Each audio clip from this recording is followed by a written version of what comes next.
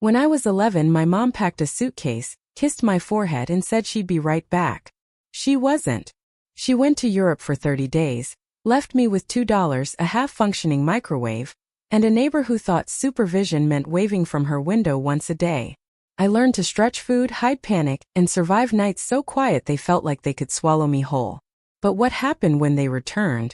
Well, let's just say my silence scared them more than any punishment ever could. Because during that month, I became someone they didn't expect. Before I tell you what really happened, like, share and subscribe, and let me know in the comments, where are you watching from? I remember the morning so clearly it still feels like it's pressed under glass in my memory, preserved, unchanging, and forever louder than the days that came before it. The sun was barely up when I heard the zipper of my mother's suitcase tearing through the quiet. I thought she was cleaning, maybe rearranging the closet again like she did whenever life felt too heavy. But then I saw her, standing in the hallway, suitcase upright, sunglasses perched on her head as if she were already halfway across the world. She didn't look at me right away. Maybe that was the first sign something was wrong. When she finally turned, her smile was thin, shaky. The kind adults give kids when they don't want to explain something complicated. "Sweetheart," she said, brushing my hair back like I was much younger than 11, "I need to take a little trip." A little trip. That's what she called 30 days on another continent.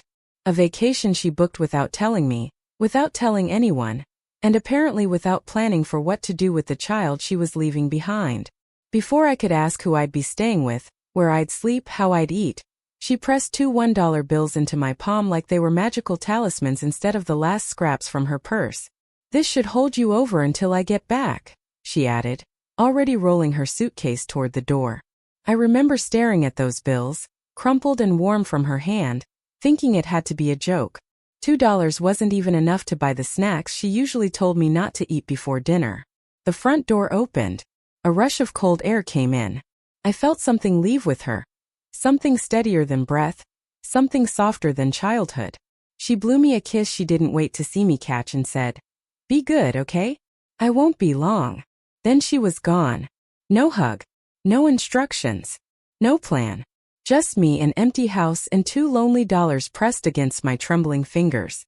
The day my childhood ended arrived without warning, and it left me standing in the doorway, wondering what surviving was supposed to look like at 11. The silence hit first. Not the peaceful kind, but the hollow kind that makes you feel like the walls are listening, waiting, whispering things you're too young to understand. As soon as the door closed behind my mom, the house felt swollen with emptiness. Every room suddenly larger and colder, like the whole place had exhaled and forgotten how to breathe back in. I stood in the hallway for a long time, clutching those $2, half expecting her to burst back in and say she forgot her passport or her charger, or maybe even me. But the minutes passed.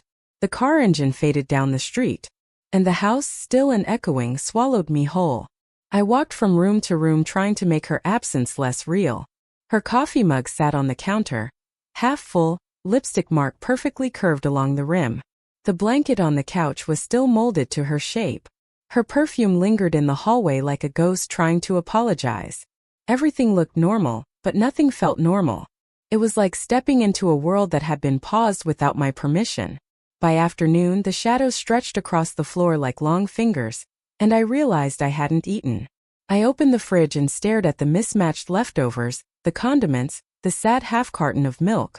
Normally Mom would be humming, stirring something, reminding me to wash my hands before dinner.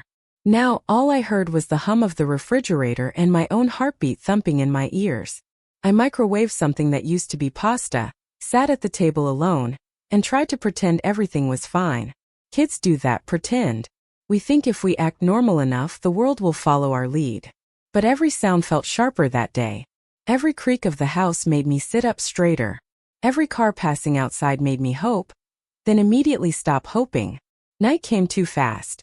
And when I crawled into bed, leaving the hallway light on because darkness suddenly felt personal, the house settled around me, heavy, unfamiliar, and far too big for an 11-year-old learning, for the first time, what it meant to truly be alone.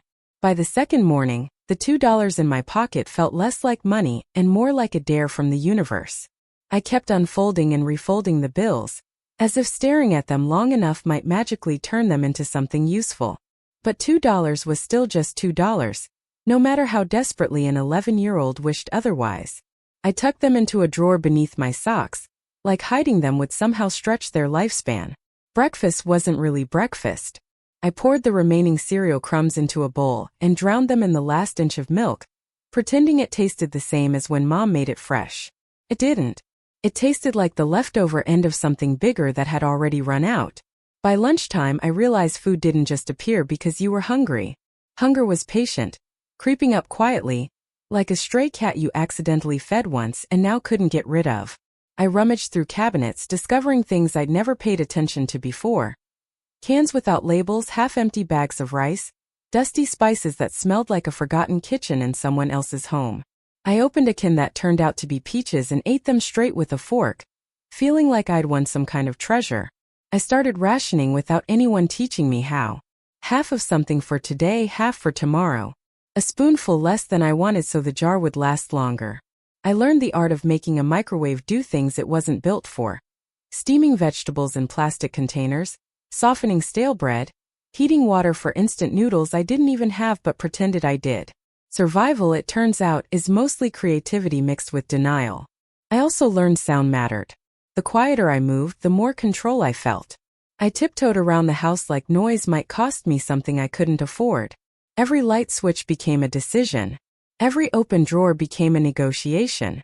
I was conserving more than food. I was conserving certainty, pretending each carefully measured action kept the world from slipping further out of reach. The $2 remained untouched. They became my emergency plan, my invisible safety net, my last resort. I didn't know what I'd spend them on, food, maybe, or help if things got bad enough, but just knowing they existed made the fear a little quieter. But only a little. Because surviving is one thing. Learning how long you'll have to survive is something else entirely. My mom had mentioned, almost as an afterthought, that our neighbor would keep an eye on me. At 11, I imagined that meant she'd check in, maybe bring over a meal, or at least ask if I was okay. But on the third day, when hunger pressed against my ribs and the silence felt heavier than usual, I gathered the courage to knock on her door. She opened it just wide enough to slide her face through, like she was guarding a secret world behind her. Her expression flickered with mild annoyance, the kind adults save for telemarketers and door-to-door salesmen. "Yes?" she asked, already halfway done with the conversation. "My mom said you'd check on me," I managed, suddenly aware of how small my voice sounded. She gave a quick, dismissive smile. "Oh right. Well, there you are." She waved vaguely in my direction, a gesture so empty it felt like a joke I wasn't old enough to understand. "Everything good?" she added, but her tone made it clear she didn't actually want an answer. I nodded because what else was I supposed to do? Ask her to make me lunch? Ask her to sit with me because the house felt like it was breathing? Ask her why adults promise things with voices that sound like they're saying nothing at all? "All right then," she clipped, already closing the door. "Be safe." And just like that, she was gone, leaving me standing on her porch, swallowed by the quiet street and my own rising disappointment. After that, her version of keeping an eye on me consisted of peeking through her blinds once a day, a quick glance to confirm I was still alive and standing. It wasn't supervision. It was surveillance. And it wasn't kindness. It was convenience. School became the place where I performed normalcy like it was a group project I didn't sign up for. Every morning I walked through the front doors with a backpack that felt heavier than any textbook inside it, carrying the weight of truths no one else could see. Kids around me laughed about weekend plans, complained about chores, traded snacks like currency. I smiled when they smiled, nodded when I was supposed to, and kept my stomach from growling loud enough to betray me. Teachers always asked the same questions. Did you eat breakfast? Did you finish your homework? Is everything all right at home? Their voices were kind, but kindness felt dangerous. Kindness made me want to tell the truth, and the truth felt like it could unravel everything. So I lied, not the big dramatic kind of lies, but the small polished ones kids learn to use like armor. I ate before I came. I forgot my homework on the table. Yeah, everything's fine. Fine became my shield. During lunch I sat with my friends pretending I wasn't picking at food I hadn't packed because there was nothing left to pack. I stretched whatever snacks I could find at home, crackers, half a granola bar, into something that looked like a meal. If anyone noticed how light my lunch was, they didn't say anything. Or maybe they did notice and silence was their way of being polite. I didn't care. Silence was easier. Recess felt different too. I wasn't the kid chasing a soccer ball or climbing jungle gyms anymore. I stayed under the shade, conserving energy like my body knew there wasn't much to spare. Watching other kids run around carefree made me realize something unsettling. They were living childhood while mine was slipping through my fingers back home.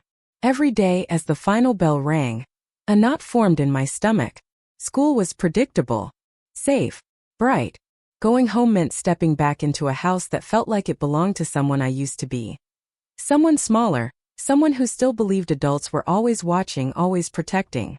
When I walked through my front door each afternoon, the silence greeted me like an old friend. And I kept my secrets close, because they were the only things I had left to control. By the second week, the house had settled into a kind of rhythm. A slow, uneasy heartbeat that pulsed through every room. I'd gotten used to the quiet, used to the hunger, used to pretending the emptiness didn't bother me. But survival has a way of grinding you down, even when you think you're managing. And on a Wednesday afternoon, everything finally cracked. It started with the lights flickering. At first, I thought it was just the old wiring. Our place had quirks and Mom always complained about the breakers. But then the flickering turned into a long, low dimming, like the house was exhaling its last breath. A few seconds later, everything went dark. The hum of the fridge stopped. The heater clicked off. The silence grew teeth. I froze. Not because of the dark, but because I knew what it meant. Mom always paid bills late. Sometimes she forgot entirely. And this time there was no one to pick up the phone, no one to mail a check, no one to fix the consequences. I lit a candle I found in the kitchen drawer. Vanilla scented, meant for decoration, and sat on the floor hugging my knees. The shadows danced across the walls, making the house feel smaller and bigger all at once. My stomach growled louder than I'd ever heard it, echoing in the quiet. That was when the panic hit. A heavy, suffocating kind that wrapped itself around my chest and squeezed. I started crying. Not the dramatic kind, but the silent shaking kind that sneaks out when you're too tired to stop it. I'd held everything together for days, but the darkness made the truth impossible to ignore. I wasn't okay, and no one was coming. After the tears ran out, I felt something shift inside me. Not anger, not despair, but something sharper. Resolve. If the power wasn't coming back, if food wasn't magically appearing, if no adult was going to step in, then I had to stop waiting for someone to save me. I blew out the candle, wiped my face with the sleeve of my shirt, and stood up. That was the moment right there in the dark when something clicked. Childhood had officially ended, and survival wasn't something happening to me anymore. It was something I was going to take into my own hands. The morning after the blackout, something in me felt different. Not stronger exactly. Strength is something you feel after you've survived the storm, not while you're standing in the middle of it. But I did feel sharper, like my edges had finally stopped being soft. I woke up shivering under my thin blanket, the house colder than usual, but instead of panicking, I forced myself to move. If no one was taking care of me, then I'd have to learn to take care of myself. The kitchen felt like a workshop instead of a place I used to wait for meals. I opened cabinets with purpose, searching for anything that could become breakfast. I found rice, a tiny bit of oil, and a pan that wobbled on the stove. With the power still off, I lit one of the gas burners using a match, the same matches my mom always warned me not to touch. The flame roared to life, and for the first time in a week, I felt a flicker of control. I cooked the rice slowly, stirring like I'd watched her do 100 times. It tasted slightly burnt and weirdly crunchy, but it was warm and it filled my stomach. That alone made it feel like a feast. Later, I made a list on the back of a grocery receipt of things I needed to figure out. A how to keep the house warm, a what food I had left, a how to use the $2 wisely, a how to stretch everything as long as possible. Writing it down made the situation feel less impossible, like it was a puzzle instead of a disaster. I cleaned the living room, organized the kitchen, folded laundry that had been sitting out. With every chore I completed, the house felt less like a collapsing world and more like something I could manage. Something that responded when I put effort into it. Independence didn't arrive with fanfare. It came quietly, through small tasks, small victories, small moments of realizing I hadn't fallen apart yet. And that maybe, just maybe, I wasn't going to. The funny thing about lies is how easily they slip out when the truth feels too heavy to carry. By week 2, the weight of what was happening at home had settled into my bones, but admitting it out loud felt like stepping onto a frozen lake. One crack, and everything underneath would swallow me whole. So when the school counselor stopped me in the hallway and asked why I looked tired, the lie came out smoother than I expected. "My mom's sick," I said.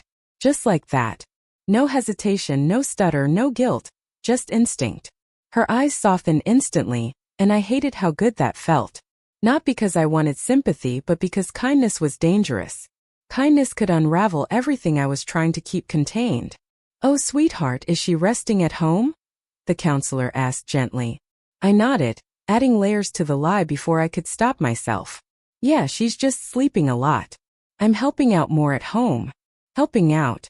As if running a household alone at 11 was some heroic choice instead of a necessity. She smiled, touched my shoulder, and told me how mature I was. Mature. The word stung more than it flattered. Kids aren't supposed to be mature. They're supposed to be loud, messy, chaotic. But I'd become quiet, careful, calculating. Everything childhood wasn't. The lie spread easily after that. Teachers heard I was taking care of things at home. Friends thought I was just tired from chores. No one questioned why my clothes looked a little more rumpled or why I ate slower at lunch, stretching each bite. Lying didn't make my situation better. Just kept it hidden. And sometimes hiding felt like the only way to survive. It happened on a Thursday, one of those days where the sky looked tired and the air felt heavier than usual. I'd gone to the corner store after school, not to buy anything, but to walk through the aisles and look at food the way people window shop for things they know they can't afford. I traced my fingers along snack bags and candy wrappers, imagining how they tasted, counting the $2 in my pocket for the millionth time. That's when I heard a voice behind me. "You've been in here 3 times this week and never buy anything." I froze. It was the cashier, Mr. Ramos, a quiet man with tired eyes who usually kept to himself. I braced for the worst. Accusations, questions, adult suspicion that I wouldn't know how to escape. But when I turned, his expression wasn't angry. It was observant. "You okay, kid?" he asked. Simple words, but they hit harder than they should have. I nodded automatically, the practiced lie ready on my tongue. "Yeah, just waiting for my mom." He raised an eyebrow, glancing toward the empty parking lot. "You've been waiting a long time." My throat tightened. I didn't answer. After a moment, he walked over to a shelf, grabbed a loaf of bread and a jar of peanut butter, and placed them gently on the counter. No lecture, no pity, just quiet understanding.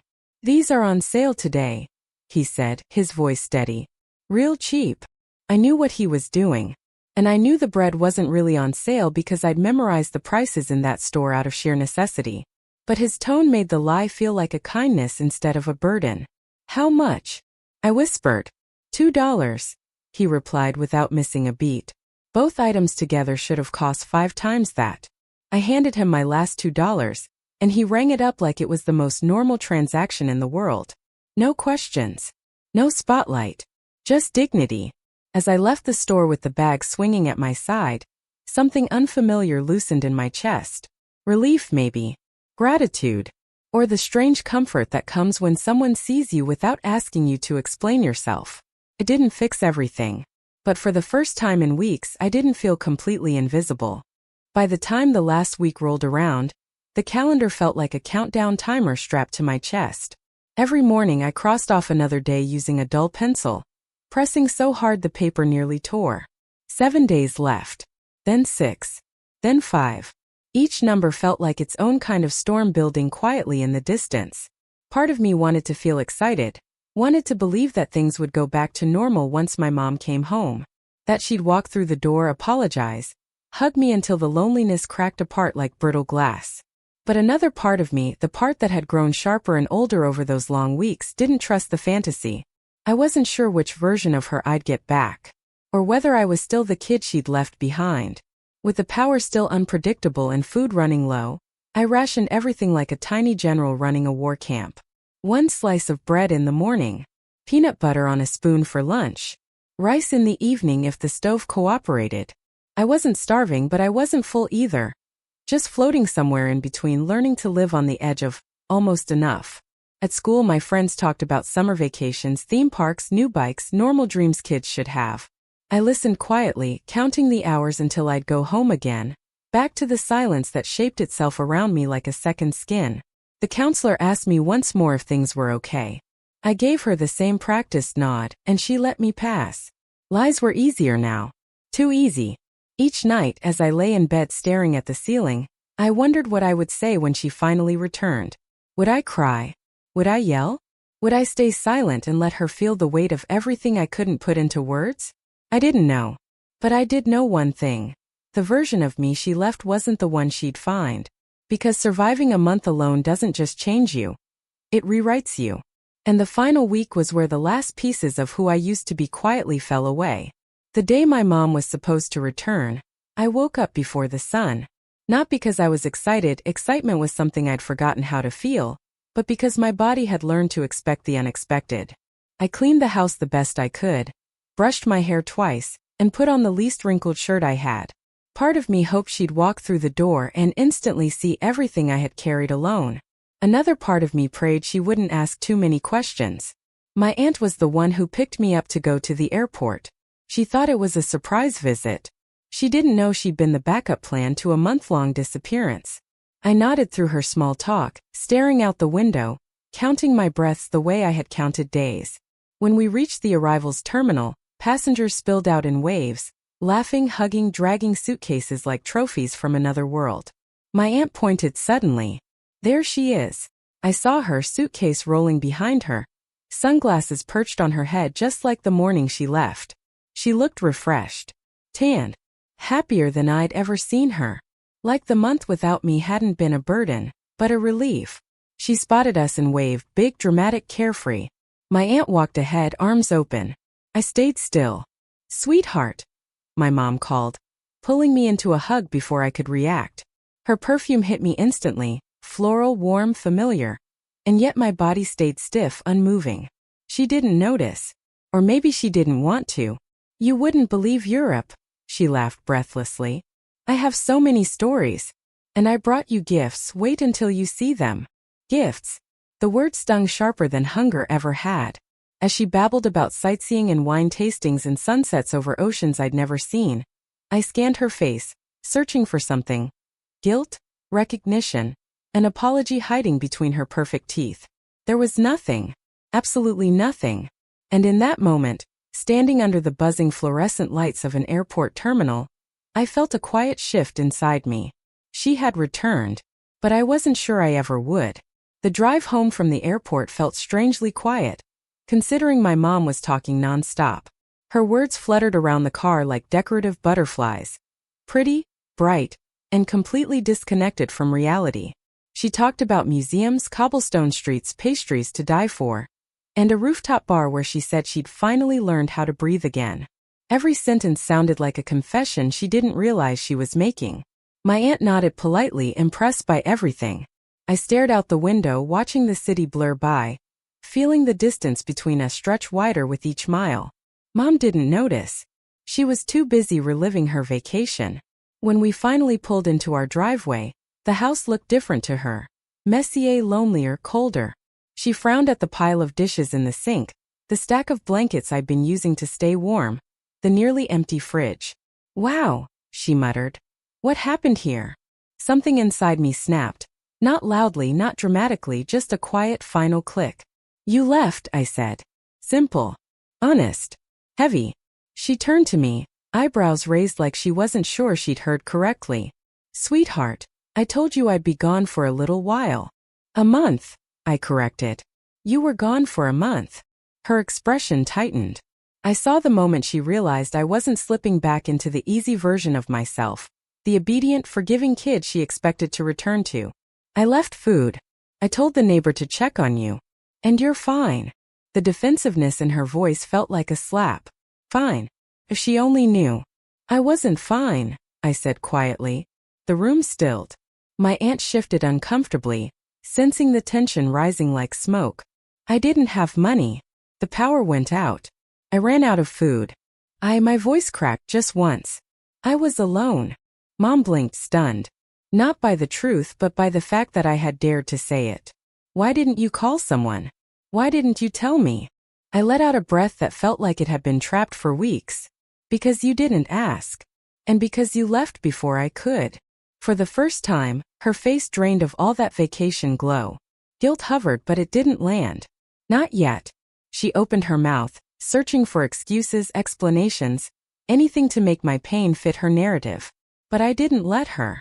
I survived, I said softly. But not because of you. And the silence that followed was the loudest thing she'd ever heard. After my words settled into the air, heavy, undeniable, impossible to take back, the house felt colder than it had all month. My mom stood there, silent, staring at me as if she were seeing a stranger wearing her child's face. My aunt shifted uneasily, glancing between us, sensing the ground had changed beneath her feet too. Adults always assume kids bend. That we're made of rubber, not bone. That we snap back into shape no matter how far they stretch us. But that day, standing in our cluttered kitchen, she realized I hadn't snapped back. I'd snapped free. My mom tried to recover, smoothing her hair, forcing a laugh that sounded too sharp. Sweetheart, you're overreacting. You're safe. You're fine. Everything's okay now that I'm home. But home felt like a word she no longer had the right to use. My aunt stepped forward gently. You left them alone for a month? Her voice was soft but edged with something dangerous. With no money, no supervision. My mom's jaw tightened. I needed a break. I deserved a break. You don't understand what it's like raising a child alone. And they're 11, my aunt cut in. Not 20. 11. The truth hung between them, impossible to soften. My mom's voice wavered. They're exaggerating. The neighbor barely looked at me, I said. You left. She didn't care. And I had nothing. For the first time I watched realization crawl across her face. Not sudden like lightning but slow, creeping, inevitable. A crack forming in the foundation of the story she'd been telling herself. A story where she was overwhelmed but well-meaning. Tired but responsible. A story that didn't include the ugly pieces she didn't want to acknowledge. My aunt folded her arms, quiet but firm. This could have gone very differently. My mom swallowed hard. Her gaze dropped to the floor, as if the truth was too bright to look at directly. The power flickered back on right then. Lights humming to life with perfect, cruel timing. Everything illuminated. Everything exposed. And my mom stood in the center of it, shaken, unsure, the cracks in her world suddenly visible. Because for the first time, she couldn't pretend I was still the child she'd left behind. In the days that followed, life inside our house felt unfamiliar. Like someone had rearranged all the furniture in the dark and expected me to pretend nothing had moved. My mom hovered more, asking questions she should have asked weeks earlier. Offering help I no longer knew how to accept. She tried making breakfast, packing lunches, filling the fridge as if groceries could erase the memory of scraping together meals from scraps. But the divide between us wasn't made of hunger or darkness. It was made of everything I'd learned to do without her. I had grown in ways she couldn't see or maybe didn't want to. I no longer waited for someone to wake me up in the morning. I no longer relied on her to tell me what to do next. I cleaned the house because I preferred order over chaos, not because I hoped it would earn praise. I checked the expiration dates on food, folded laundry before it piled, and kept mental notes of what we had and what we needed. Every task, every routine, every survival strategy had become a piece of who I was now. Independence didn't feel heroic. It felt necessary. And once you've learned necessity, dependence feels like stepping backward through a doorway you barely survived closing. At school, teachers complimented me on being more mature, more focused, more responsible. They didn't know those words had been carved into me, not chosen. They didn't know growing up early doesn't feel like achievement, it feels like theft. Childhood doesn't disappear all at once. It dissolves little by little, until the person staring back at you in the mirror looks older than their years. I wasn't angry anymore. Not exactly. Anger requires energy, and I'd used mine to survive. What I felt instead was distance. A quiet, steady separation between who I used to be and who I'd become. My mom tried to close that distance, reaching for the child she remembered. But she didn't realize that child had packed up and moved on somewhere inside me. Not out of spite, but out of necessity. Because once you've learned to live without someone, you don't ever forget how. It happened 3 weeks after she returned, quietly, almost accidentally, the way most realizations arrive when denial finally runs out of places to hide. My mom had been trying in her own awkward way to stitch things back together. Making dinners. Asking about school. Leaving little notes on the counter with hearts drawn beside my name. But none of it reached me the way she expected, and I think that confused her more than anything. One afternoon, she came into my room without knocking. She stopped when she saw the neatly stacked blankets I'd used for warmth, the row of canned food I'd organized for emergencies, the small notebook where I'd kept track of days, meals, and plans. Evidence of a world she hadn't been part of. Evidence of someone she didn't recognize. She picked up the notebook and flipped through it slowly. Her face changed, softening, trembling at the edges. Every page told the truth she had missed, or ignored. Notes like ration dinner. Store closes at 8. Don't use too much heat. And last $2. Don't spend unless necessary. My handwriting looked young, but the words didn't. She sank onto the edge of my bed. And for the first time since she'd returned, she didn't say anything. No excuses. No quick explanations. Just silence. Real silence, the kind that comes from understanding, not avoidance. I didn't know, she whispered finally. I nodded, not out of agreement, but because there was nothing else to do. Knowing wouldn't have changed what happened. Knowing wouldn't have fed me or warmed the house or made the nights quieter. But then she said something I hadn't expected. I thought you'd be okay because you're always okay. The truth of that hit me harder than the abandonment itself. She hadn't left because she didn't care. She left because she believed my strength was endless. Because she didn't see the child inside the competence. She reached for my hand gently, like she was afraid I'd pull away. And I didn't, not because everything was healed, but because in that moment I realized something too. I had survived without her. But maybe now she finally understood what that survival cost.